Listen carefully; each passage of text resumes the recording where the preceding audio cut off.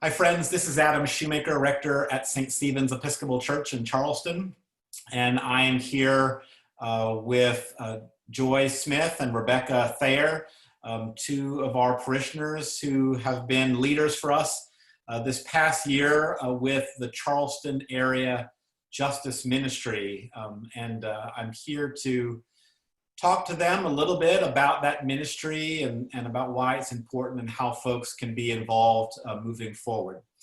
So welcome, Joy and Rebecca. Thank you for taking the time for this conversation. Let's start off with the basic question of what is the Charleston Area Justice Ministry, what it's all about. We have an acronym for it. It's called CAJM. And that stands for Charleston Area Justice Ministry. And we're a faith-based group of 23 different congregations and a synagogue. CAJM is then guided and supervised by the nonprofit DART organization. And that's comprised of 34 religious justice groups like CAJM. And they're located throughout the South and the Midwest. And then each congregation establishes its own teams. Rebecca and I each have a team that are comprised of our members from our congregation. And then we are in turn supervised by an organizer in the city. And right now it's Rose. The goal of CAJM, you know, is right there in the name with the Justice Ministry. The goal of CAJM is to make Charleston a more just and equitable place to live. Yeah, that's great. And I know, Joy, you've started to get into it, but St. Stephen's became a network member a year ago. So we've been involved now in this ministry for about a year, and wonder if you both can reflect on how we've been involved to this point and how year number one has gone for St. Stephen's involvement in this ministry. Well, we've done a lot in a year. We have 20 participants now. We're probably going to lose a couple. We have added 2 new team leaders, so we'll have 3 team leaders for next year. So we hope to grow to be about maybe 40 members from the congregation with an extra leader. And CAJM has been involved in 4 major issues for the past few years, with education, housing, policing, and transportation. And we just have had 2 big wins. We will have a referendum on the November ballot for a housing trust fund, which is huge. This has taken years to get this on the ballot. And then our other big wins, 2 big wins actually, with policing. We had an audit done of the Charleston Police Department, and the new chief is very excited and engaged with us over this audit and is implementing changes. And we just recently got North Charleston, the police chief, to agree to an audit. And that has been a 5-year struggle there. So, you know, we picked these in our action. What's it called, Rebecca? The Community Problems Assembly? Yeah. Everyone in the organizations in CAJM work for the same issues. So St. Stephen's members have been on committees, research committees. They've spoken, like Rebecca spoke at a rally. So we're very active. I've been very excited about it. St. Stephen's network members, you know, they attend CAJM events to share their stories and learn about injustice in the community and press our local leaders for change. So, you know, members of St. Stephen's, they can join our network and work on these issues, or as Joy mentioned, join committees like the Housing Committee or the Policing Committee to stay more involved in these different focus areas. Yeah, and Joy, you mentioned team leaders. Could you just say a little bit about what it means to be a team leader in a congregation? Mm-hmm. Well, basically, Rebecca and I act as the bridge to the organizer in CAJM. And Rose is our organizer. I think they have probably 4 or 5 organizers within CAJM. So it's up to us to keep our team members informed of what's going on, meetings like city council, county council. We all like to go as a group to represent the different congregations for, to let them know that we're here for change and, you know, pay attention to us. If any of our members have questions, we're here for that. If we don't know the answers, we go to Rose. It's just a liaison.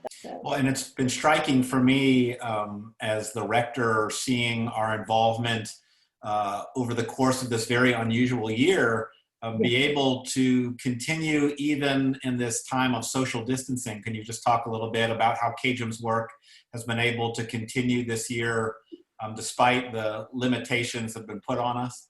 CAJM has still been involved in a lot of these meetings with local leadership, whether they're being conducted over Zoom, like Charleston City Council. I've been myself on several Zoom calls with Charleston Police Department about policing issues in the city, you know, and members have been attending county council meetings, which is how we got the housing referendum on the ballot. We even had in June a big Zoom call with, I believe, something like 800 participants from all the different groups involved in CAJM, which was really wonderful to see everyone be able to come together virtually. Yeah. Yeah, it's hard, but I'm amazed at how well it's worked. And we can still show up in person for city council meetings if we feel comfortable. You know, we wear masks, socially distant. If not, you can live stream or Zoom. And I just attended a workshop yesterday for team leaders, and CAJM overall had the most participants. We had about 30 participants yesterday out of all the other congregations. So we are a part of a very active social justice group in the city. We have upcoming the celebration on August 24th, which will be another opportunity for people to get together semi in person. I believe it's everyone in their cars doing a drive around type of thing, but that's another opportunity for CAJM members to get together during the pandemic.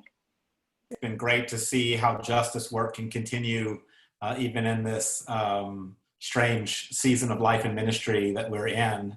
And that sort of leads me to my next question for you, to reflecting on your work as our team leaders. Why do you think it's important for St. Stephen's to be involved in the Charleston Area Justice Ministry?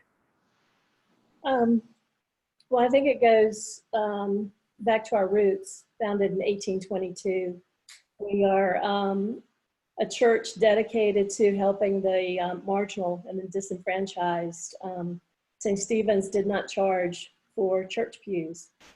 So it made gathering together possible for people that had no means.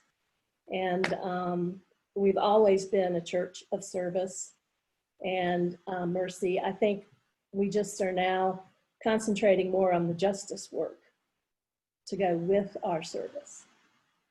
I'm really excited about it. I would agree. You know, for me, CAJM is an opportunity for me to put my faith into action. You know, we spend a lot of time comforting, helping those who are suffering, but we don't often have opportunities to obtain justice for those who are suffering. And for me, CAJM is a way to connect with people from different backgrounds in a common struggle and see the efforts of our struggle bear fruit, and really get concrete actions to improve the lives of those in the Charleston area, I think is really wonderful and lines up very well with the mission of St. Stephen's. Absolutely. Yeah, I would also add that as you alluded to, Rebecca, and talking about that gathering with 800 people present, that I think another benefit that this ministry gives us at St. Stephen's is to put us into a relationship with diverse cohorts of people all across our city, people very different perhaps than we are at St. Stephen's, where we can come together for common purpose and learn and grow together alongside one another doing this work. I think it's a beautiful thing to see. The last question is how, as we grow this ministry, how can people at St. Stephen's get involved if they're interested in learning more or being a part of the Justice Ministry as we go into year number 2? Well, they can call me, Joy Smith, and Lena Nandy. And you can get those numbers from Amanda, our church administrator. She can either call us with your name, or she can give you our phone numbers, and you can get in touch with us. That's great. Yeah, and another opportunity I would encourage everyone at St. Stephen's to think about is attending the Nehemiah Action, which is the big yearly event that CAJM has, where we present solutions to our community problems to local leaders. So even if you feel like you're interested in CAJM, but you don't think you have the time for regular commitments, the Nehemiah Action is only one night a year, usually held in the spring. We'll see about spring 2021, but that's a great way to make an impact by showing up and showing local leaders that you care about these issues, even if you don't think it's something that you can do on a regular basis. Yeah, absolutely. I mean, I think it's great that being part of a team, the bar is as high as you want it to be, that people can be involved in different ways, but being part of a team plugs you in and familiarizes you with the opportunities for justice work through this ministry. And is an acknowledgement that Rebecca sadly is leaving us because she's moving home. And Rebecca, we're just so grateful for your membership in our church and for your leadership with the Justice Ministry. And we're going to miss you and miss your ministry in our midst. Yep, absolutely. Yeah, CAJM's a wonderful organization, and I feel really proud to have been able to work with them. That's great. Well, thank you both for the time to talk a little bit about the Justice Ministry. And in addition to reaching out to our team leaders, please know that we'll also put information through the Deacon and in other ways, social media, to get word out when opportunities arise. Again, thanks, and we'll continue to stay in touch with this ministry as it grows and evolves. Great. So long. Thanks. Bye.